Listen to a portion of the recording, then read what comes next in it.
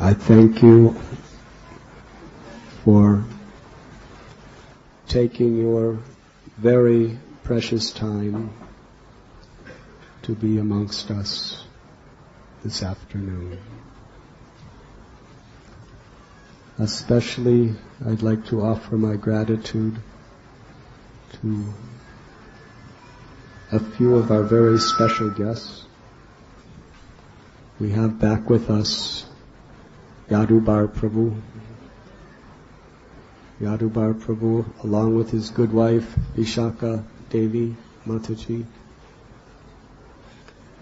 very close, loving associates of our beloved Guru Maharaj, Srila Prabhupada.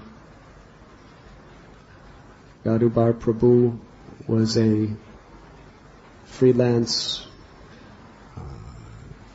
movie maker, making documentaries as well as, as well as photos.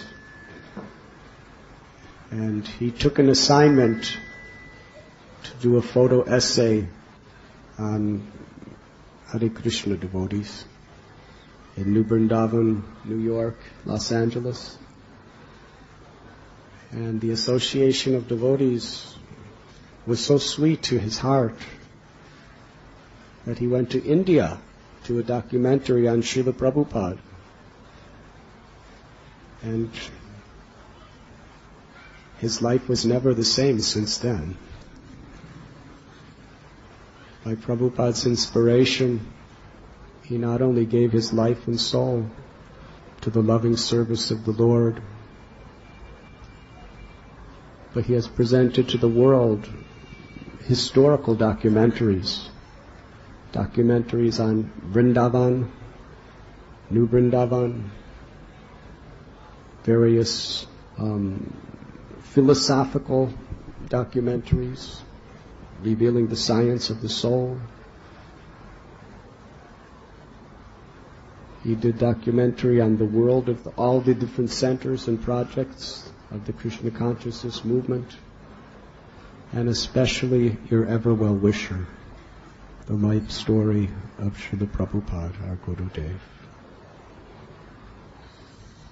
And now Yadubar Prabhu is seriously considering making an eastern branch of his project in Bombay, intimately connected to Sri Radha Gopinath Temple.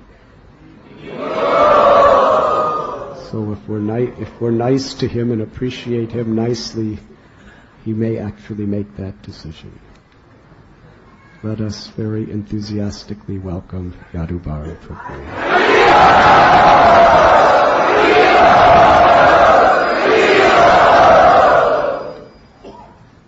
We also have Kratu Prabhu. Kratu Prabhu is a disciple of Srila Prabhupada, who has been serving for well over 30 years. Very humble, gentle, and dedicated person, very learned. He was for years temple president of New Delhi and has taken immense responsibilities. And he's a very dear friend. We're so grateful that you have come. Let us welcome Kratu Prabhu.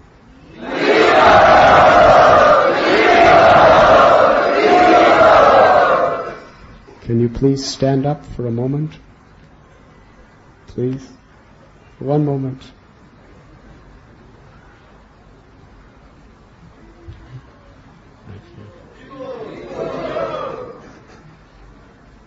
And we also have our dear friend Vineet Narayan Prabhu, who is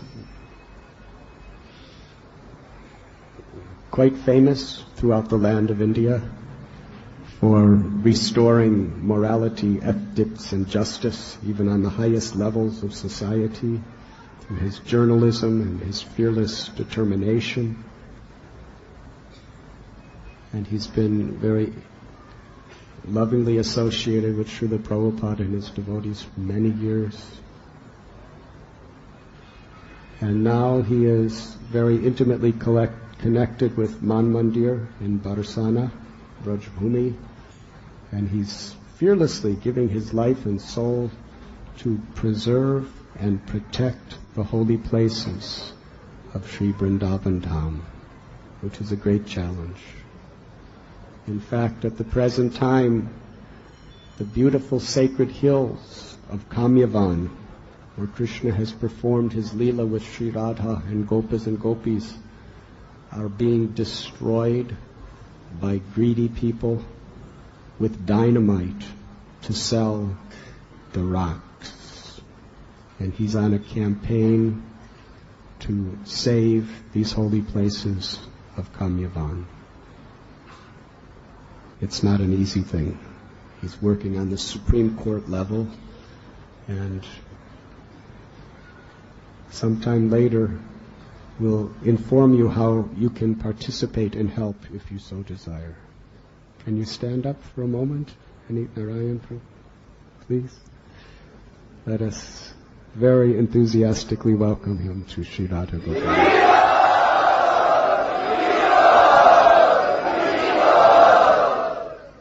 Of course, we have Trinakarta Prabhu, but he's a resident, so there's no need for formalities anymore. But we are grateful to see you. And we have my childhood, lifelong friend, Gary, who has come for the first time to Radha Gopinath's Sunday Festival. We've known each other since the 1950s.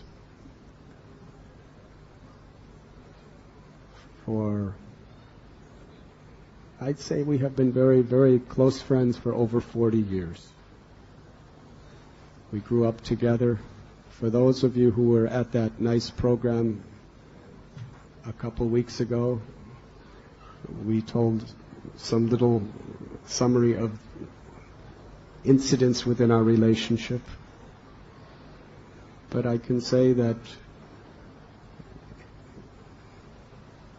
to remain such loving friends with someone for so many long years,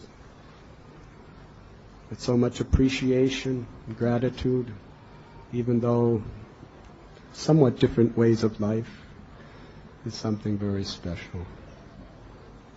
Gary is always my very affectionate well-wisher, and today he's even wearing dhoti and kurta.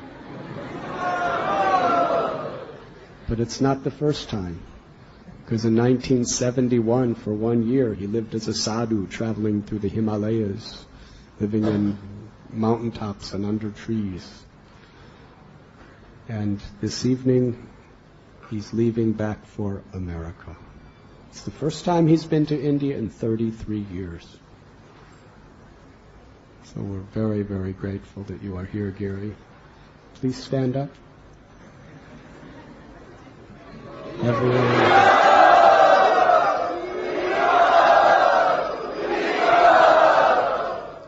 Much louder, please.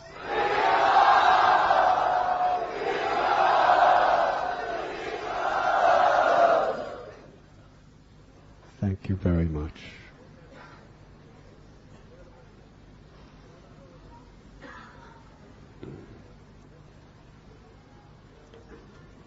Vrindavan is the land of the most intensified, purest, unconditional love. Love is the intrinsic, fundamental need of every living being. And there are different levels in which one can experience and taste the happiness of love. On the bodily platform of life, forgetting the eternal nature of the soul, there is love amongst family members, or love that is based on the passion or the attraction between two human beings, or love amongst friends. But this affection is tainted to various degrees with the selfish conception of how will I enjoy from this situation. To the degree the affection between two persons is unconditional, it satisfies the heart. Actual love is on the basis of truth. This body is a temporary vehicle. We are the eternal souls. To recognize our own soul as our true self, and to recognize the spirit within others, that interaction of love is true. And it is eternal.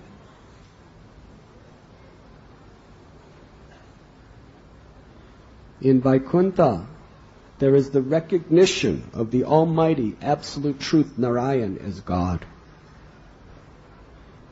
And various levels of that conception are understood in religions throughout the world. God as the Almighty, the Creator, maintainer, and destroyer of everything that exists, who is all beautiful, who has all six opulences: beauty, knowledge, strength, wealth, fame, and renunciation, in full.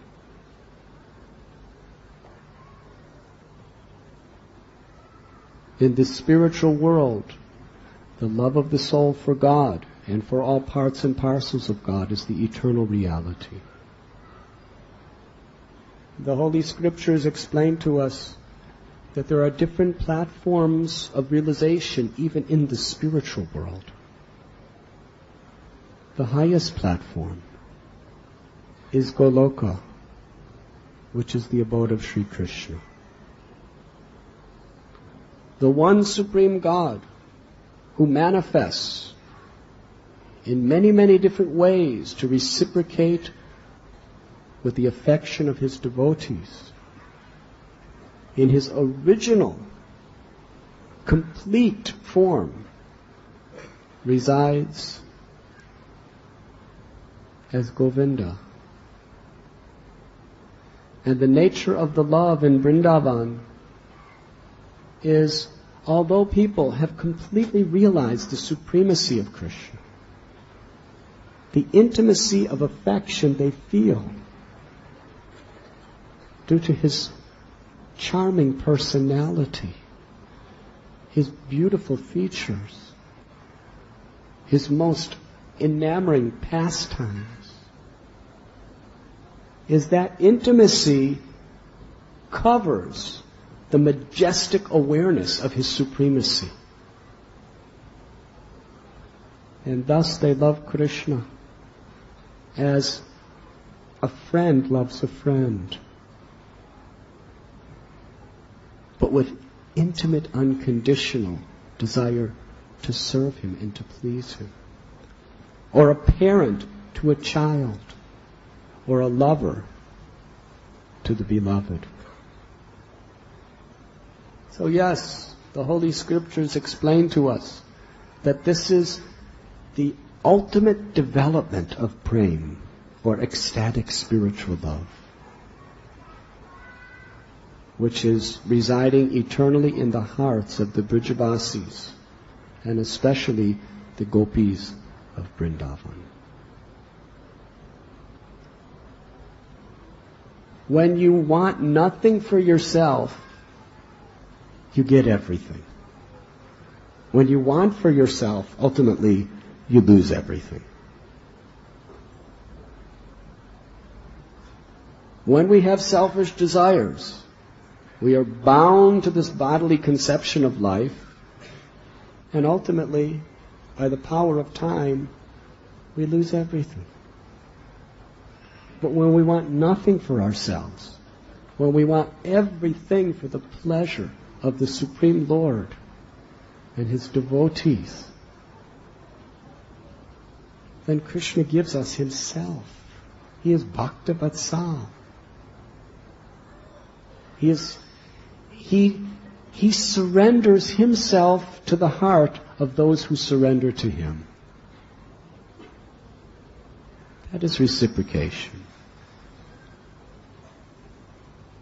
He is the Almighty. Kunti Devi, she was pondering on this inconceivable reality. Even fear personified is afraid of Krishna. Even the greatest warriors, the greatest heroes, the greatest conquerors throughout history are belittled into dust by the power of time, which is just an insignificant energy of Krishna. But Yashoda Mai, who's just a simple lady, she is tying Krishna with rope, and Krishna is weeping and crying, begging her for mercy. How is that possible? And Krishna tells gopis, because you have forsaken everything, just to serve me, to please me, I have no power to repay you. Sarvaloka Maheshwaram. Krishna is the proprietor of everything that exists. All material and all spiritual worlds are the property of God. Within this world, we can claim proprietorship, but our claim is very shallow, because proprietorship really means control. And ultimately, what do we control? Our own bodies. They get sick. They get old. We don't want that to happen, but it's happening. And ultimately, we have to give it up at death. So is this my body? This body is the property of material nature. Mayadhyakshena prakriti suyate sacharacharam. And Krishna tells in Gita, I am the controller of material nature. And whatever we have. You see, people like to divide God's earth up in various ways. And it's always changing. We may think it's stable for a few hundred, maybe 1,000 years, but it changes. India, how many changes has it gone through as far as people claiming proprietorship? At one time it was the Aryans. Then the Mughals came and conquered and said, this land is ours. Then the British kicked them out and said, this land is ours. And then Mahatma Gandhi and Subhash Chandra Bose and other such personalities kicked the British out, and now we're saying it is ours. But what tomorrow brings, we do not know. United States of America was the property of the Native American Indians. And then the Spanish claimed this is ours, and the British kicked them out and claimed that this is ours. We also had that British problem. And then there was a Revolutionary War, and now it's ours. And it's only been a couple hundred years. But 10,000 years from now, who knows who will claim proprietorship to these places? It's God's property. He has created, He is maintaining. So many problems in the world where we create so many divisions based on external designations and egoism. But Krishna simply informs us in Gita, Sarvaloka Maheshwaram. I am the proprietor of all spiritual and material worlds and everything in it.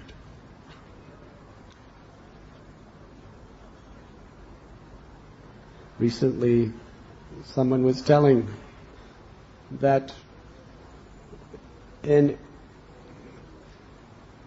antagonist approached one devotee and said, why is Krishna so egoistic?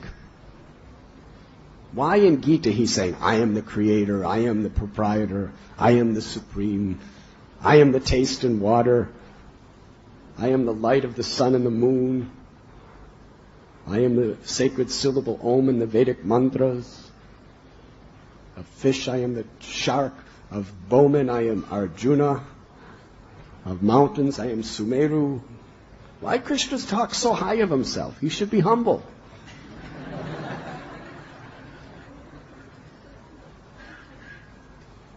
So this devotee asked the gentleman, where do you work? So he told the name, some industrial company. So what is your position? He said, I am a CEO, Chief Executive Officer. He said, why don't you say you're a peon? He said, because if I said I was a peon, I would be lying. I'm not. He said, why are you so proud? You're saying you're CEO. He said, no, I'm not proud. If I say anything else, I'm lying to you. I'm just telling you the truth. He said, well, that's all Krishna's doing. What is he supposed to say? He's simply explaining the truth. He is the controller, the maintainer of everything. And he's the ultimate object of everyone's love. And if he doesn't reveal that, then we won't have a chance to love him, which is our true nature. Forgetful of our relationship with Krishna is like a fish trying to enjoy out of the ocean, laying in the sand. So many arrangements could be made, but the fish cannot enjoy in an artificial environment. Must be put back in the ocean. It is that Bhakti Rasamrita Sindhu, that nectarine ocean of divine love that is our nature.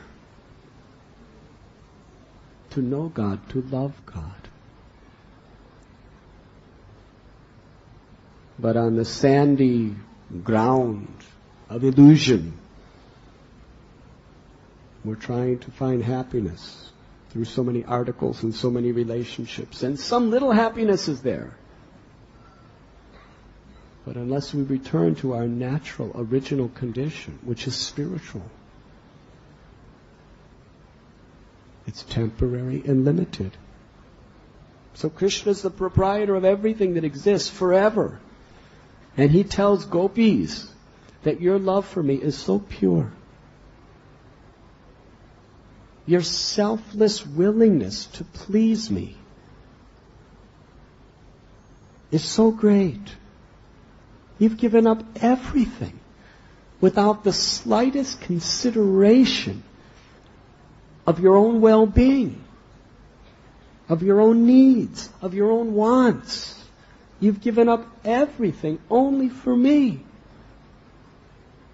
Therefore, even in an entire lifetime of Brahma, which happens to be 311 trillion years, even in an entire lifetime of Brahma, with all that I have and all that I am, I have no power to repay you. Therefore, I remain subordinate to your love. Please be happy with that. That is the supreme glory of the Absolute Truth, that he is conquered by love, not conquered by power or knowledge. Because who are gopis? They're most simple. They're young girls. Teenage girls. That's who gopis are. Teenage girls. Some of them not even teenage. And they have conquered God. That is Vrindavan. Madhurya-dham, the land of supreme sweetness. So it is that unconditional loving service that we should strive for. Sri Chaitanya Mahaprabhu prayed, Na dhanam na janam na sundarim kavitam bhajagatisha kamaye. Mama janmani janmanishwari bhavatad bhakti rahoita kitvayi. My Lord, I do not want wealth. I do not want the association of beautiful ladies. I do not want to become a great famous scholar of poetry and academics. I do not want followers and fame and prestige. I do not even want liberation from suffering, mukti. I have no interest in salvation. I only want to serve you with love, birth after birth after birth, unconditionally. That is the only perfect state of consciousness. Narayana parasarave nakutashthana vidyate swarakapavaraka narakeshu api tulyata darshana. That a great devotee of the Lord, Lord Shiva has said this about Chitraketu Maharaj, a great devotee of the Lord is always peaceful. Because a great devotee of the Lord has unconditional loving service toward the Lord and all living beings. Whether he's in heaven or whether he's in hell really makes no difference. As long as he could remember Krishna and serve Krishna. Muktanam api siddhanam narayana parayana sudurlabha prasantatma kotishvapi mahamune. Even millions of people who have attained mukti or liberation, and millions of people who have attained mystic powers, the siddhis, mystic perfections of yoga,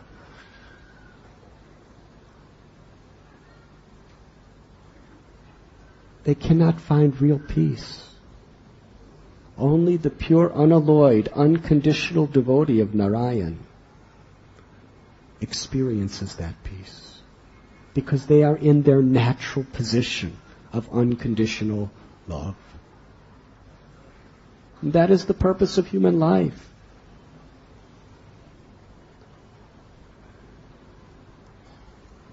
Gratitude and determination to carry on is one of the most important qualities required to chant God's name, to serve the Lord, and actually attain that state. Maharaj Parikshit, what was his condition? He made a small mistake, and he was cursed to die in 7 days by a small child. Now Parikshit Maharaj happened to be the king. He was the emperor of all the land. He had a fantastic palace. He had incredible physical strength. He had massive military. He controlled the treasury. He had all power. And a little Brahmin boy named Shringi curses him to die in 7 days for a small mistake.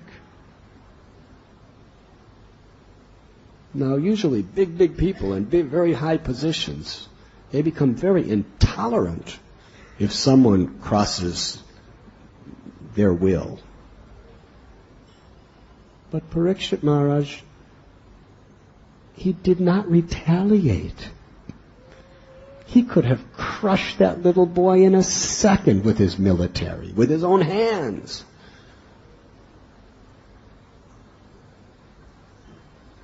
When he saw Kali beating a cow, Parikshit Maharaj put his life on the line with the sword to protect the innocent cow. He would give his life to protect anyone, even an insect, from injustice. But when the 7-day notice of death came upon him, he saw it as the will of God. He was grateful to the Brahmin boy, Shringi. He saw him as an instrument of God's love. And therefore he went to the bank of the holy river Ganges, or Ganga, And there he made a vow to fast till death in the association of saintly persons, hearing and chanting the Lord's glories. He had a grateful heart. He wasn't criticizing anyone. He wasn't making excuses. What was he doing? I am very fallen and lowly. He actually took shelter in a sense of real urgency of the great saints and begged them, please tell me, what is the essence of all religions? What is the real purpose of human life? And what is the prime duty of a person who is about to die, which happens to include everyone?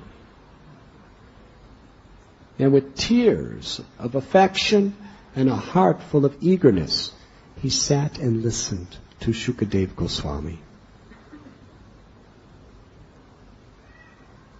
And because of his grateful heart, Shukadeva Goswami revealed to Maharaj Parikshit the highest secrets of all knowledge.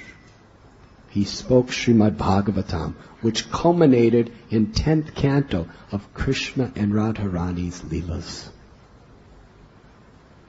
But that was his qualification. Within Srimad Bhagavatam there are so many stories, but every story teaches only this one subject: pure unalloyed devotion to the Supreme. Such histories are unparalleled. There's a story of Draupadi. Draupadi was the wife of Pandavas. And she was married to the 5 Pandavas. Ashwatthama, the son of Drona, ruthlessly murdered all her 5 sons. Now, for those of you who are mothers, you will be very sympathetic. She had 5 teenage sons, and they were all murdered. And now, she was motherless. She had no children. So Arjuna went and he apprehended Ashwatthama after a very, very incredible fight, and brought Ashwatthama tied up and threw him down at the feet of Draupadi. And Bhima, Arjuna's elder brother, who is a Kshatriya, ordered Arjuna, kill him now. He deserves to die. Because one of his sons died too. In fact, but Draupadi, she said, no, you should not harm him. Huh? She said, let him go. Let him be free. How is this possible? And then she explained why. Because I'm a mother, and I know what terrible suffering it is to have lost all children. Ashwatthama has a mother, and he is her only child. She is a noble, respectable woman, the wife of your teacher. She should not suffer like me. Now, in the egoistic sense, misery always wants company. Have you ever met anyone like this? Perhaps if you look in the mirror, you may find someone. But when we're suffering, we'd like to just reveal our mind and make other people miserable. That's human nature.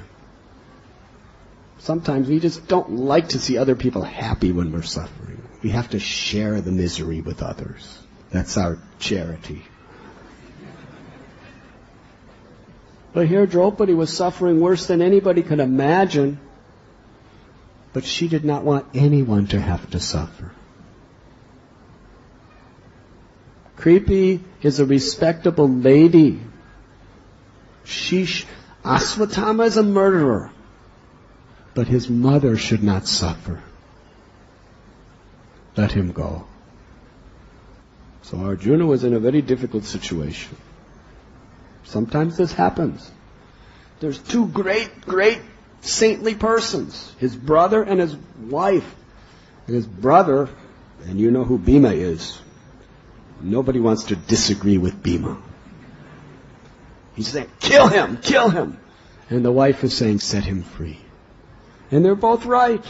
Bhima's seeing from the perspective of a military person who has to uphold justice, and he deserved it. But Draupadi's seeing from the point of view of a mother. So even on the transcendental platform, there is variegatedness. You cannot expect everyone to be the same.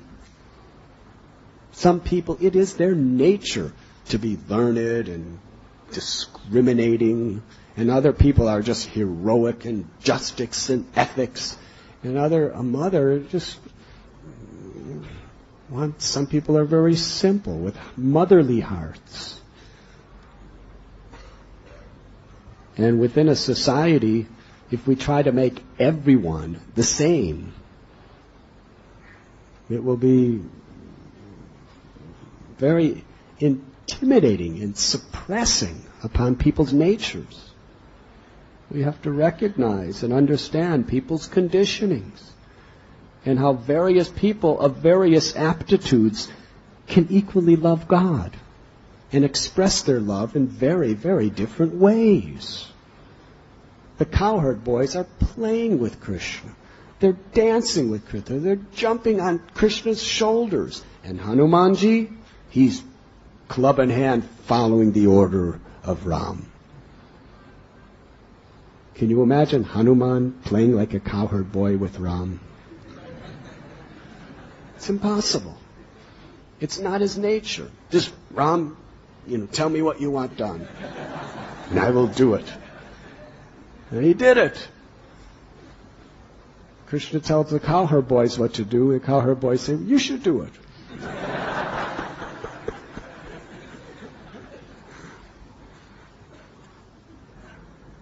They're fighting with Krishna.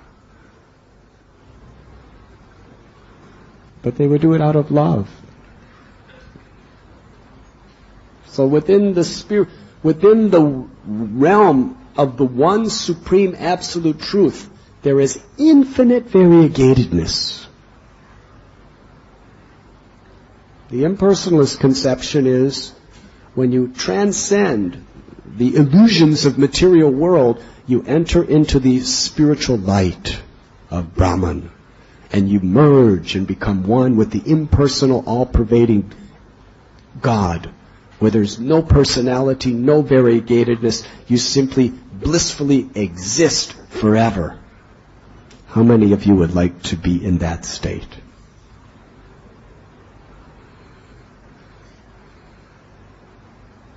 But beyond that spiritual light,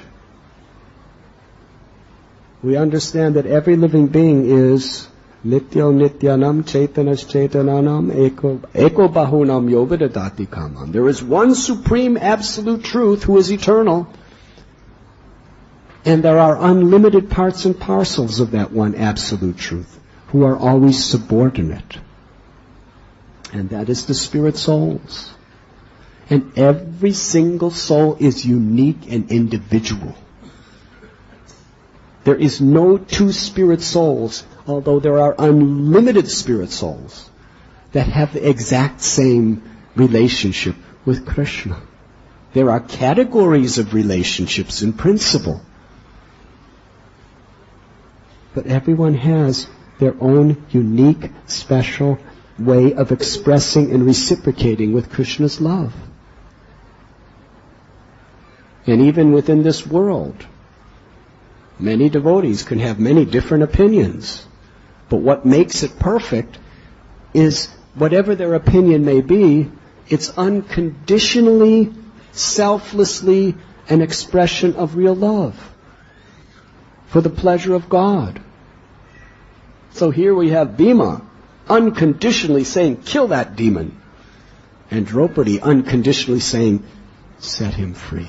Let his mother be happy. So Arjuna he wanted to please both his brother and wife. For those of you who are married, you know what it's like when you go against the will of your wife. I've never had such a fortune.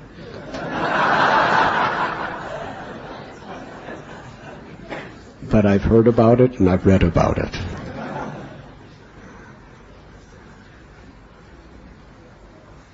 So Arjuna turned to Krishna, who is the ultimate shelter in times of crisis. And Krishna indicated to Arjuna, just cut his hair in such a way that he is humiliated. Because for a warrior, humiliation is worse than death. Bhima will be happy that you did more than kill him. You crushed his ego. But mothers, they don't care about egos. They just want to hold their son and embrace him and rub his head and say, are you in good health? That's all. Yes? I remember when I was living in Himalayas, I would write to my mother and father sometimes, and I would tell them all philosophies that I was learning, and it was completely over their head, or under their heads. I don't know where, but it didn't go in. So I'm talking about my search for God and my quest for truth and the jungles and the caves and the saints. And after so long, my mother finally writes back, because there was no place to write to me till I was in Vrindavan. And then she asks, how is your health? What do you eat? What do you wear?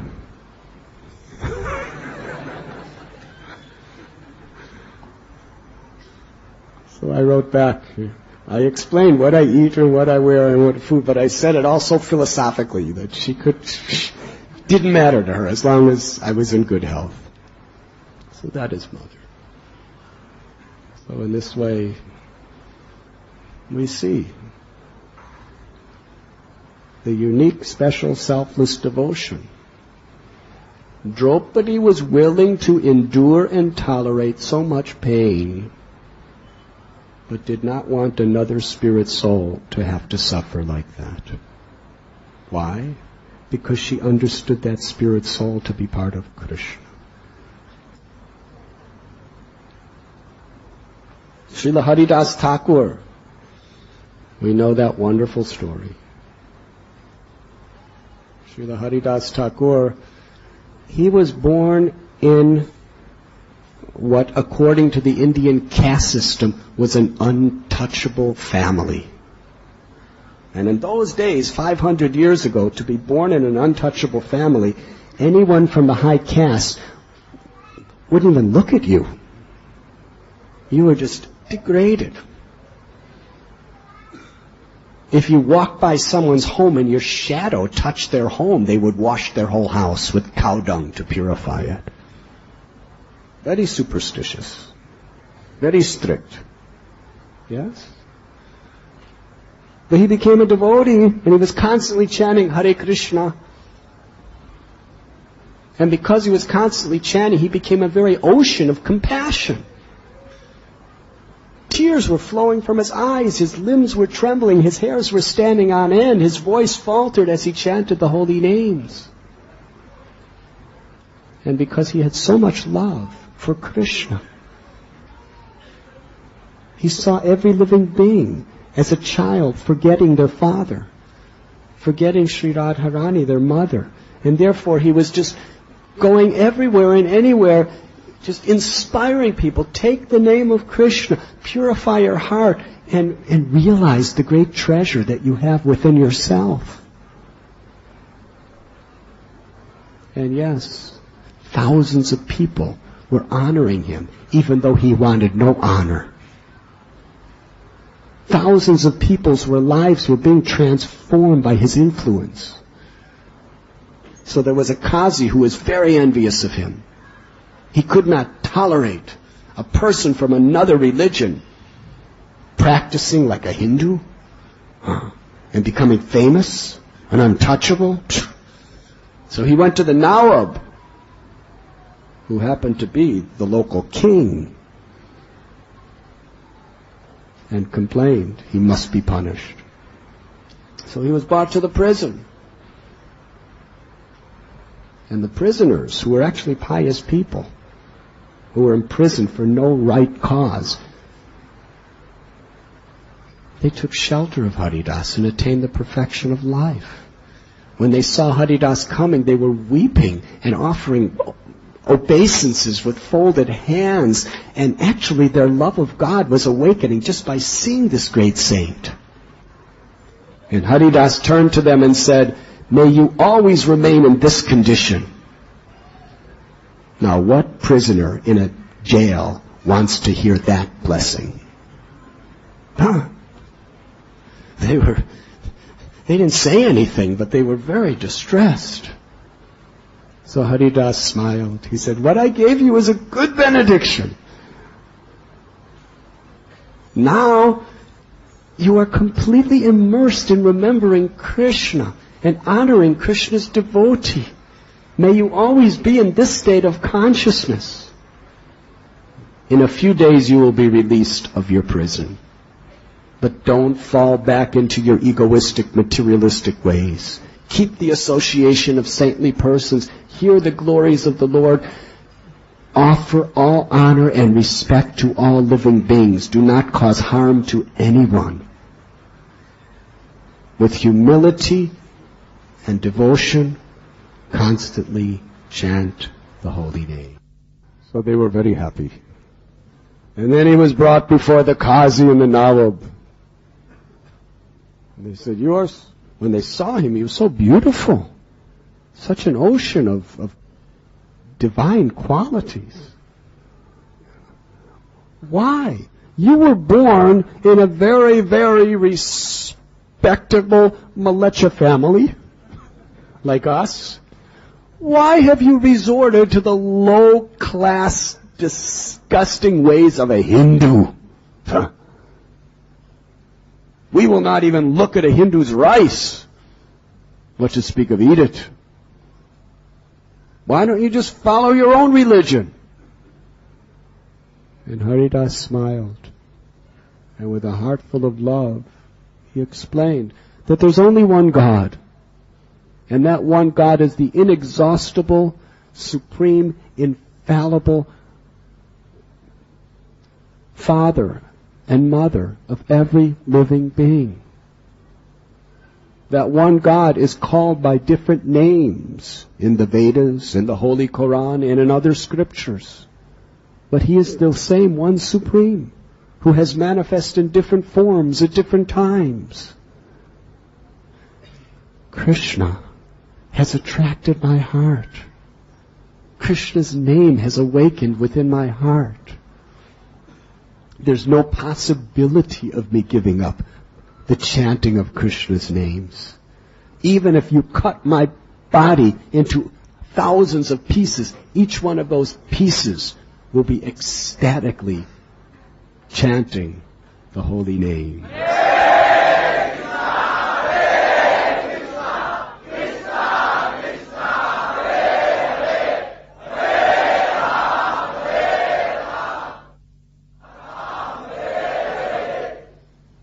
Now, if someone from the Hindu religion converts to your religion, the punishment that person should be given is what you should give to me. They were very upset. So they condemned him to die by being tortured and beaten through 22 marketplaces. So they dragged him through those 22 marketplaces and beat him and beat him and beat him and tortured him and kicked him and blasphemed him all day long. And the whole while, Haridas was just looking upon them with compassion and chanting the names of the Lord. Ultimately, the executioners were so exhausted. They said, Haridas, we don't know what to do. Now we're going to be killed because we were ordered to kill you and you're still alive and we can't move our arms anymore. No one has ever lived past 2 or 3 marketplaces, and you have lived through all 22, and you never looked unhappy. You're looking at us as if you're feeling sorry for us. And you're constantly chanting. What should we do? Haridas, oh, my being alive is a disturbance to you? Just see what I will do. And then he laid down and died. There was no breath, no heartbeat, no pulse. Oh, so they were very happy. They picked him up and put him right in front of the king's door and said, we have done it. He's dead. So what to do with him? The Nawab said, bury him. The Qazi said, no, he does not deserve burial. If he gets buried, he may go to paradise. Just throw him like a piece of garbage in the river so that his soul will never find a resting place. So they threw him in a river. And he floated downstream for some time. And then he rose from the dead. He came alive. He came out. And what did he do? He went right back to the town. And when the Qazi and the Nawab and the executioner saw him, they realized this man is really a saint. They all fell at his feet and begged forgiveness. Haridas forgave them. So humble. Short time after that, he was with some Brahmins who are devotees, and they were looking at Haridas, and Haridas understood what they were thinking. Why did such a great devotee have to go through so much tribulation and torture at the hands of such evil people? And Haridas said, because I was so sinful that I listened to people blaspheming the Lord, I deserved much worse than that. But by the Lord's mercy, He just gave me a little sample. That was his humility. And years later, Lord Chaitanya Mahaprabhu, he explained to Haridas and revealed to all the assembled devotees that when those executioners were beating viciously Haridas's body, I took my weapon, the Sudarshan Chakra, to sever their heads. But my weapon did not move. It was paralyzed. Why? Because the whole while Haridas was being beaten and condemned, he was praying from the core of his heart, Dear Lord, please forgive them. Please give them your loving mercy. Whatever good things I've done, I'll trade that in if you just give them your mercy and protect them. And because he was praying like this while he was being beaten from his heart, he said, His compassion conquered my wrath. When a great devotee intervenes and prays for us, it has great potency. This is a universal principle. May I give you a story from another religion? In Italy, there's a small town named Assisi. And that is the birthplace of one of the Christian saints named Francis. Have you heard of Saint Francis? In Italy, he is known as Santa Francesco. And if you go there today, all the different places that you read about the very place where he performed those activities are still there. His house, his samadhi, the place where he was baptized, the place where his father was really upset when he wanted to be a monk. His father was a wealthy businessman and he wanted his son to take over his business. And he just wanted to dedicate his life and live in a monastery. Does that sound familiar? His father actually locked him in a closet. He was outraged. Locked him in a closet and just put food underneath at the door to feed him. Wouldn't let him out of his sight. But one time when his father went out for some business, he appealed to the sentimental compassion of his mother who let him out and then gone. So he dedicated his life and he started a whole order of Christianity and became like guru for so many others. So there's one nice story that I'd like to share with you. One time, one of his disciples, whose name was Leo, they were walking from Perugia, which is the town close to Assisi, to a very, very famous ancient cathedral called St. Mary of the Angels. Have any of you ever been there? So as they were walking, it was a long walk, and it was the end of the winter. It was freezing, cold, raining, snowing. Very difficult. So as they're walking mile after mile, St. Francis told Leo, "Oh, brother Leo," he said, "I want you to write down whatever I speak, because it is very important for all of our followers to understand." He said, if all of our monks live very perfectly as examples for all human society to follow, I tell you, that is not perfect joy. Write that down. They kept walking. After some time, he said, "Oh, brother Leo, if one of our monks acquires the power and executes his power and makes the blind people see, makes the crooked people straight, makes the dumb people talk, makes the deaf people hear,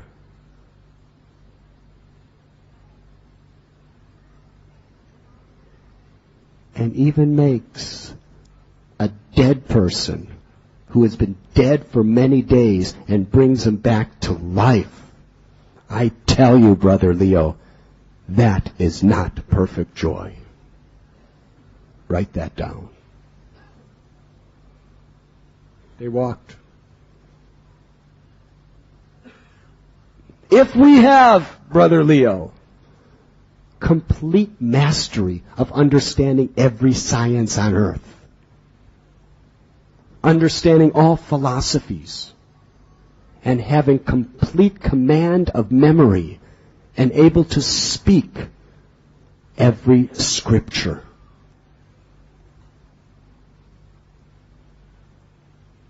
and above that, if we could prophesize everything that's going to happen in the future, and we can understand the inner consciousness of the soul of every living being, I tell you, that is not perfect joy.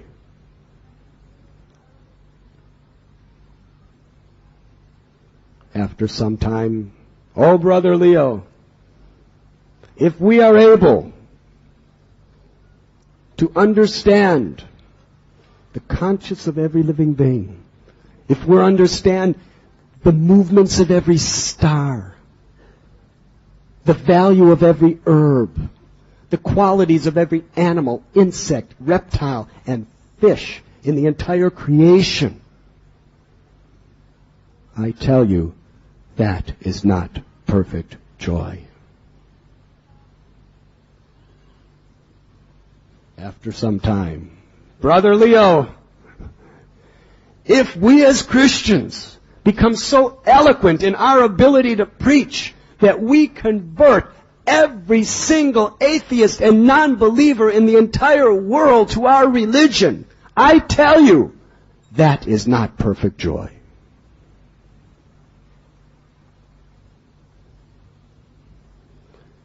So they walked. And Brother Leo turned to St. Francis and said, "Please, Father, please, for God's sake, what is perfect joy?"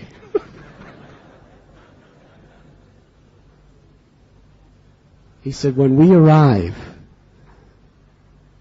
at the Cathedral of St. Mary of the Angels, and we knock on the door, and the person comes to the door, and we say, "Oh, brother, we are your brothers. We are cold and we are hungry. Please give us shelter." And that person looks at us with utter hatred in his eyes. He said, "You are liars. You are cheaters. You are rascals. I know who you are. You simply rob the poor for your own selfish, egoistic motives. Get out of here, you criminals. Get out of here." And slams the door in our face. If we, with patience and gratitude, meditate that this man actually knows who we really are,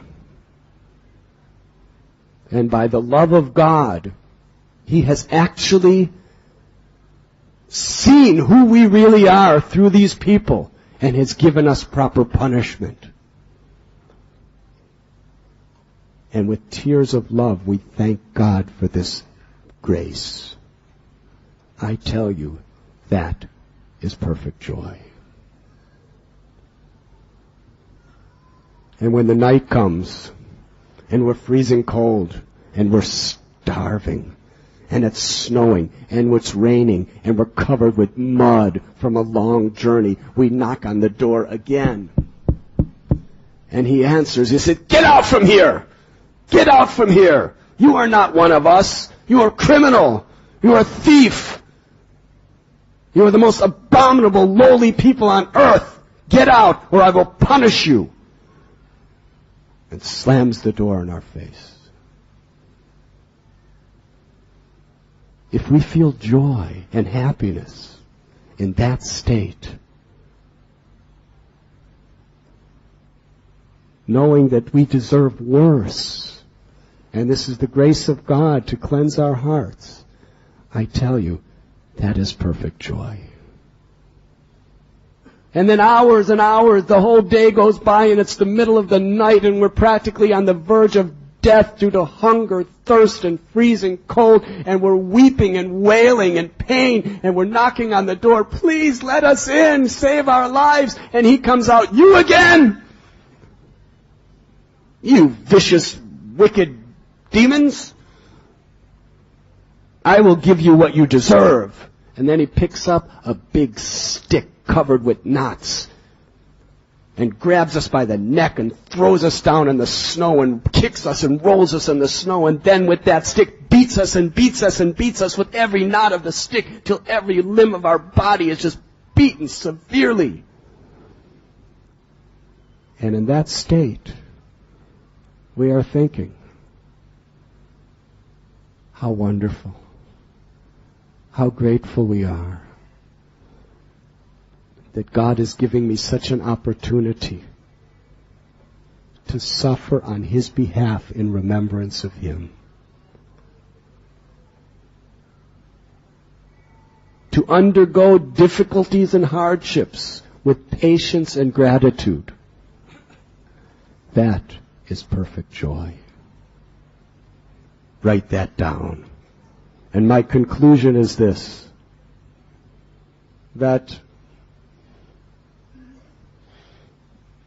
the real grace and mercy of the Lord is when we selflessly are able to endure hardships and difficulties on God's behalf. Without all the other glorious things of the world, they belong to God. The fame, the recognition, the opulences of the world, they are all God's property. They are God's glory. What is our glory? Simply to remain faithful and grateful for His mercy and unconditionally serve Him. This is a universal principle. How many Christians understand this? How many Muslims understand this? How many Hindus understand this? This same principle, in its most developed state, has been taught to the world in Srimad Bhagavatam. Sabai pungsam paro dharmo yato bhaktir hokshije ahoitiki apratihata yayatma suprasidati. The supreme occupation for all humanity is loving service to the Lord. Such service must be unconditional and unmotivated to completely satisfy the self. We are coming back to this principle. To the degree we want to actually give selflessly, we experience ecstasy. To the degree we try to take for ourselves, we are actually cheating ourselves of that ecstasy.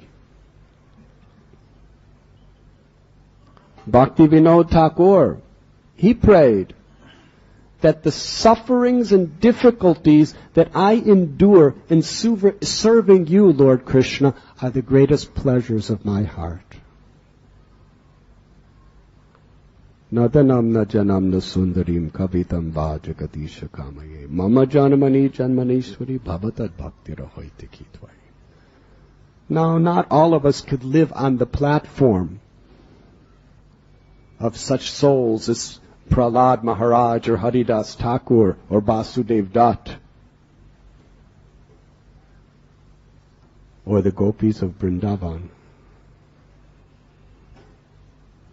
But it should be our ideal, according to our present particular situation in life, to cultivate pure devotion, selfless mood of service. That is the spiritual world.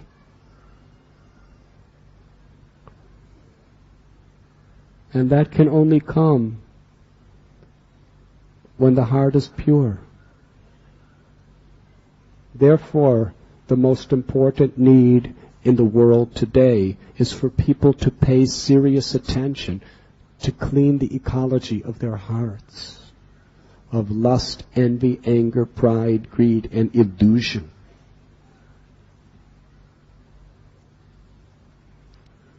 It is the egotism of human beings that is creating so much havoc on this world.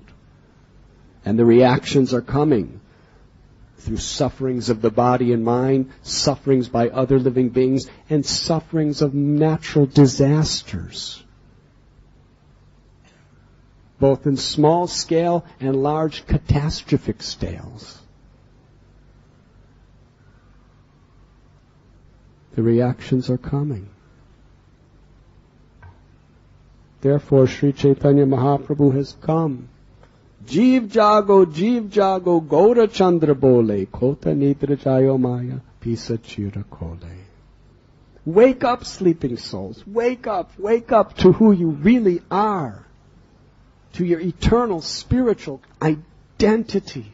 Your real original nature. You are looking for something and someone beautiful. Krishna is residing within your heart. Turn within. Rupa Goswami said, if you are attached to all of these temporary situations in this world, don't look upon Krishna. Because Krishna is Hari, He will steal your heart. And that does not mean you do not perform your duties in this world. It means you perform your duties in this world as an expression of your love, your eternal love.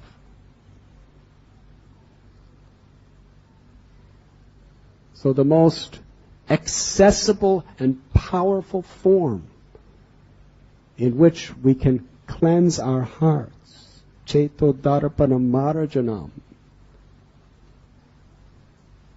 is to invoke the presence of the Lord, who is none different than the name of the Lord. Nam Namakari Bahuta Nija Saravashaktis. The Lord's name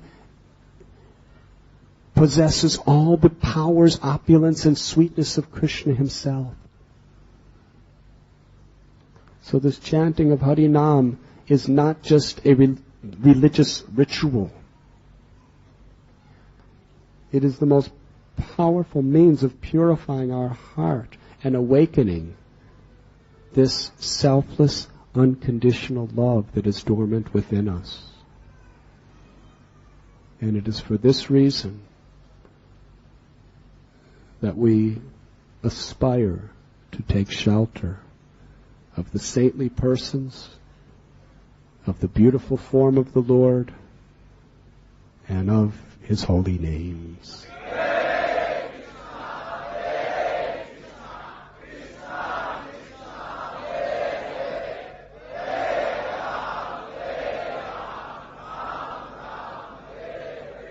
Golokera Premadana Harinam Sankirtan. What is happening in the highest planet of the spiritual world? Goloka. Everyone is eternally chanting God's names. The names of Radha and Krishna. This Mahamantra, which is invoking the mercy of Radharani and Krishna in a spirit of servitude, has descended from the spiritual world. And therefore it is prime benediction for all humanity.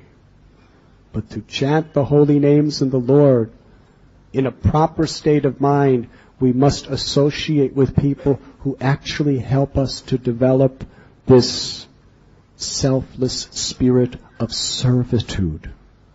Servant of the servant of the servant of the servant. Humble like a blade of grass, tolerant like a tree, eager to offer all respect to others. That means to offer all respect to every living being, even our enemies. And expect no respect for oneself. Very difficult to do. But without that state, we can't really taste the sweetness of Vrindavan. There is no entrance. So we should long and pray and practice for that state of consciousness. And if that is our ideal, then yes, the holy name will awaken the true treasure of our eternal nature. Thank you very much. Srila Prabhupada ki jai. Yadubar Prabhu, would you like to speak some words? Wait. This is our brand new sound system. This arrangement was not necessary because the only thing I was going to say is that everything has been said by you. What more can we say? Thank you very much. I would like to say one more thing. Is that I am so happy to have come to Chaupadi. It's been my desire for quite a long time to somehow or other move our operation from Sharanagati, which is in the mountains of British Columbia, without any outside electricity, So for a technical person like me, it becomes very difficult when that in a situation like that. And I feel that you are all so fortunate to have wonderful leadership. Leadership is all important. We may have all the material facilities at our disposal, but without the purity of our leaders, nothing moves forward spiritually. So do not ever take that for granted. It is a very wonderful gift. And please always be enthusiastic. His Holiness Radhanath Swami mentioned the important factors of determination and also patience. We may desire something, even in Krishna consciousness, but it may take a long time to bear fruit. So patience, determination, and enthusiasm. These are very important qualities for the devotee. So thank you very much. I feel I have already made the decision to try to stay here. It is only a matter of whether you will accept us. So please be merciful. Will you accept? If you accept, please chant Haribo.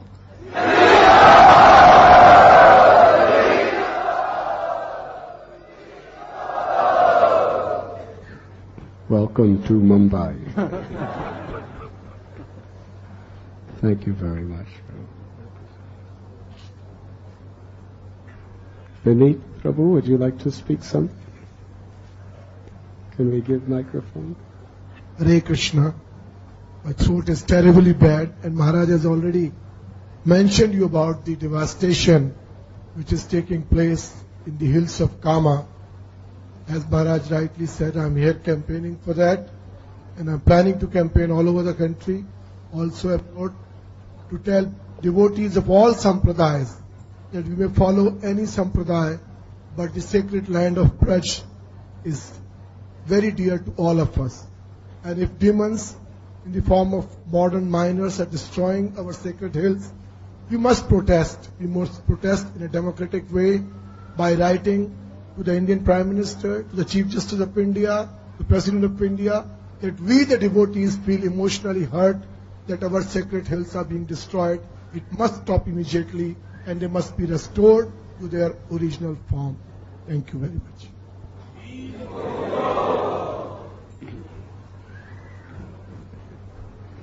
You are like Arjuna of Vrindavan.